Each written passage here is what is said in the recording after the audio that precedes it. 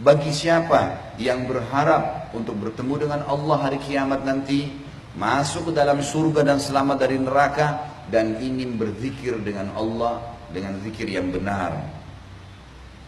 Ini kalau kita ingatkan teman-teman sekalian ke teman-teman kita yang masih melakukan banyak perbuatan bid'ah. Bid'ah lawan daripada sunnah. Gak apa-apa, ini kan baik. Saudaraku, Rasulullah SAW, kiaimu, gurumu, suri tauladanmu, utusan Allah pencipta langit dan bumi tidak lakukan. Kamu bilang tidak apa-apa? Ini gimana caranya? Kalau begitu berarti guru kamu lain. Karena semua muslim dari suku manapun harus gurunya satu orang saja. Nabi Muhammad SAW. Lalu kenapa harus ada perselisihan? Kadang-kadang dibumbuhi lagi dengan hadis-hadis palsu. Ikhtilaf ummati rahmah. Perselisihan umatku adalah rahmat. Ini dusta. Gak pernah ada hadisin dari Nabi SAW. Masa Nabi suruh kita berselisih? Sementara dalam hadis yang lain sahih riwayat Bukhari, riwayat Muslim, hadis sahih kata Nabi SAW, orang mukmin seperti tanaman yang saling merapat satu sama yang lain. Orang mukmin seperti satu jasad. Kalau luka sedikit maka seluruh tubuhnya demam. Hadis yang sahih mendukung kita untuk bersatu. Hadis yang palsu menyuruh berselisih. Mana yang harus diikutin? Ini enggak apa-apa. Berselisih pendapat enggak masalah. Subhanallah. Wahyu jelas. Apa kata Nabi SAW waktu beliau sebelum meninggal? Taraktu fikum amran. Ma in tamassaktum bihima lan tadillu abada. Kitabullah wa sunnati.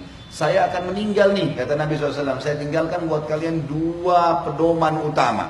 Kalau kalian berpegang teguh pada keduanya, kalian tidak akan pernah sesat. Kata ulama, sesat, berselisih, menyimpang, saling musuh-memusuhi, tidak akan pernah terjadi. Kalau kalian berpegang pada itu. Kata Nabi SAW, Kitabullah wa sunnati. Ikuti Al-Quran dan sunnahku. Lalu hadis yang sahih yang jelas sekali.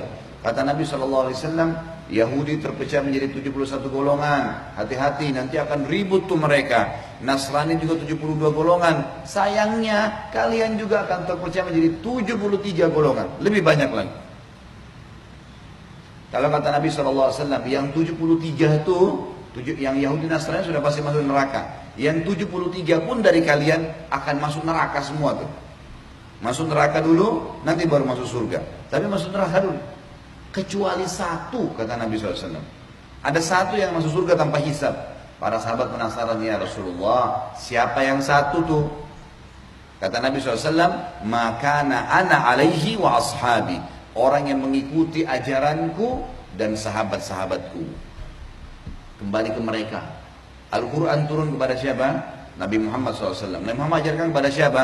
Sahabat Nabi. Selesai. Ini konsep kita. Sekarang umat Islam nggak mau tahu. Oh itu zaman Nabi dan sahabat sudah kuno dulu. Tinggalin aja. Subhanallah. Kalau begitu Anda mau belajar wahyu dari mana? Kalau mau buat ajaran silakan. Muncul Ahmadiyah, muncul liberal, muncul ini. Semuanya dasarnya penolakan terhadap landasan awal agama. Sudah jelas. Mau jaluri silakan. Nabi SAW sudah ingatkan. Ini bukan perkataan saya. Semuanya masuk neraka tuh. Kecuali satu. Yang berpegang pada apa yang saya ajarkan. Dan sahabat-sahabat saya. Sudah cukup. Pelajari dari Nabi SAW. Bagaimana pendapat sahabat, kembangin. Udah. Itu saja. Sekarang banyak orang subhanallah lebih pintar daripada Nabi Muhammad SAW. Kenapa saya bilang begini? Ada sebuah buku saya tulis. Judulnya Kiaiku Muhammad, Kiai Anda siapa? Untuk meluruskan banyak pemahaman. Banyak di Indonesia ini kiai-kiai, ustadz-ustadz. Siapalah julukan mereka. Melakukan perbuatan-perbuatan dalam Islam yang baru. Gak ada. Di generasi awal Islam gak ada. Gak Nabi contohin, gak sahabat contohin. Mereka ngarang-ngarang. Ditanya, kenapa Anda lakukan itu? Adakah contohnya? Gak ada sih. Terus kenapa? Kan baik. Kan bagus. Kan ini syiar. Alasan beragam macam, 1001 alasan dicari. Bukannya, oh iya, tidak ada landasan. Tadi ingat hadis Nabi, dua pedoman, Al-Quran dan Sunnah. Ada landasannya nggak? Ada ayatnya nggak? Ada hadisnya nggak? Pernah disampaikan nggak? Nggak ada. Mereka sendiri ngakuin nggak ada. Baik, kenapa dilakukan? Bagus, baik, gitu kan? Syiar. Ini berarti sama saja dia mengatakan, maaf Rasulullah, saya lebih ngerti daripada anda. Loh, Rasulullah SAW nggak contohin terus dia mau kerjain gimana nih? Hanya alasan baik. Bayangkan kalau semua orang beralasan ini baik, ini syiar, lalu mereka mau leluasa melakukannya. Kira-kira yang tertinggal dari agama apa? Nggak ada lagi. Sudah nggak murni dan diwahyu itu. Padahal ingat sabda Nabi tadi awal saya sebutkan, dua pedoman. Kalau kalian berpegang teguh pada keduanya, tidak akan pernah sesat, tidak akan susah. Ini Nabi waktu mau meninggal disampaikan sallallahu alaihi wasallam. Kitabullah wa sunnati. Ingat Al-Quran dan sunnah. Ustaz, kiai, habib, siapapun depan anda kalau menyampaikan sebuah, ini lakukan ini ya, menyampaikan sebuah hukum, tanya, ada ayatnya, ada hadisnya, ada contoh nggak? Kalau ada kerjain, silakan. Kalau nggak ada, untuk apa dibumbu-bumbuhin nih? Untuk apa? Dengan alasan syiar. Banyak yang disunnahkan yang bisa kita syiarkan. Banyak.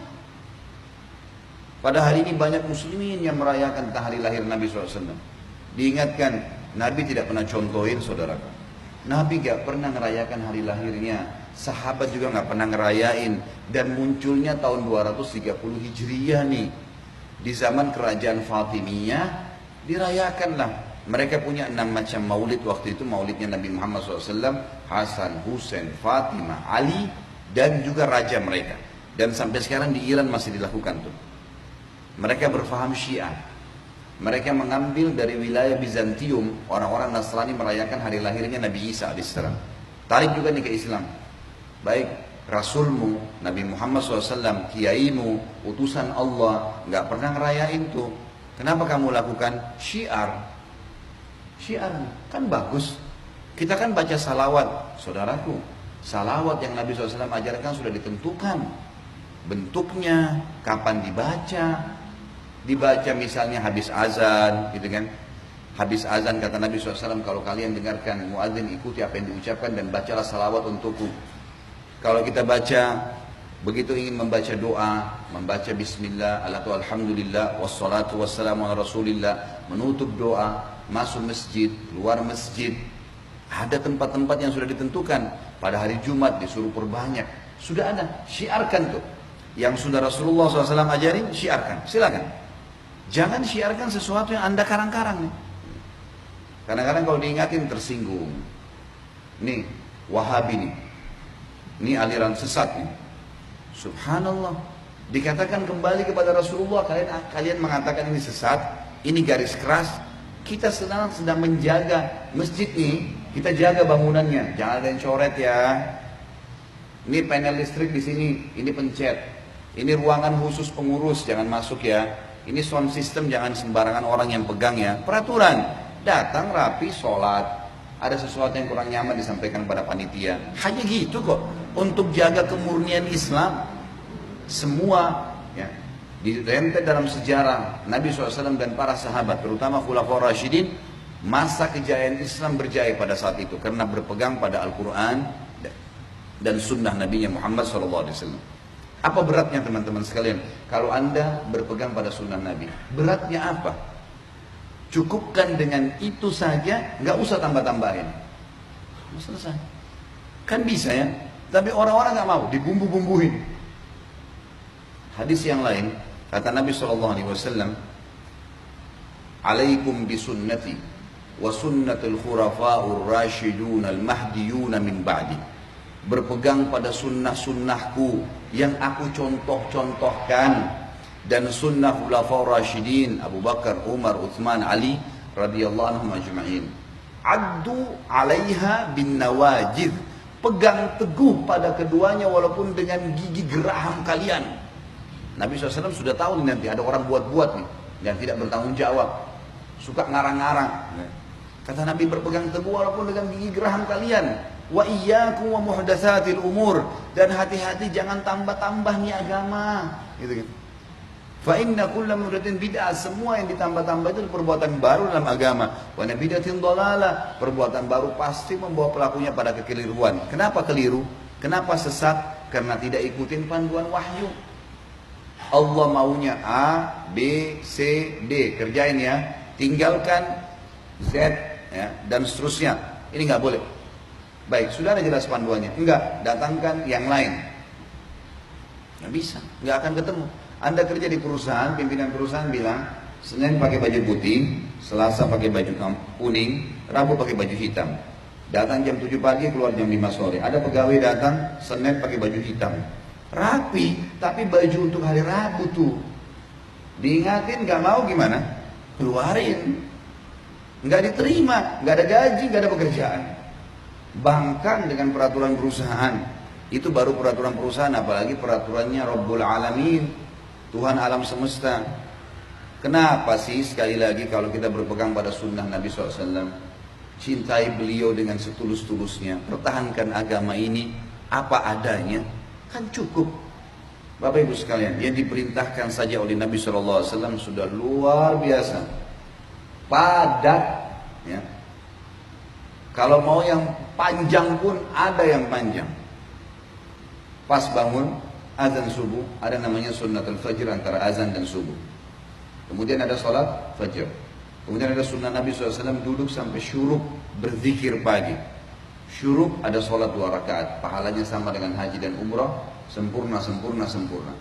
Istirahat sebentar, ada duha. Dari 2 rakaat sampai 12 rakaat. Baik, setelah istirahat sebentar ada duhur. Qabliyah duhur 4, duhurnya 4, ba'diyah duhur 4. Sebentar istirahat, ada qabliyah asar 4, ada asar 4 rakaat, ada zikir sore. Nah, tidak ada ba'diyah habis asar. Sebentar istirahat, ada maghrib, qabliyah maghrib 2, maghribnya 3, ba'diyah maghribnya 2. Sebentar istirahat, ada qabliyah isya 2, ada isyanya 4, ada ba'diyah isya 2. Sebentar istirahat, tahajud 8 rakaat dan 3 rakaat witir. Situ kembali lagi ke azan subuh. Ada waktu nih untuk buat ibadah lain.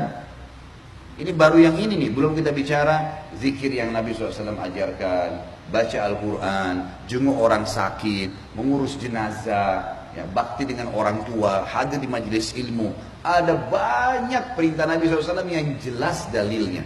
Kerjain itu, rutinkan sampai mati, insya Allah masuk surga. Terus ngapain nambah-nambah nih saudaraku?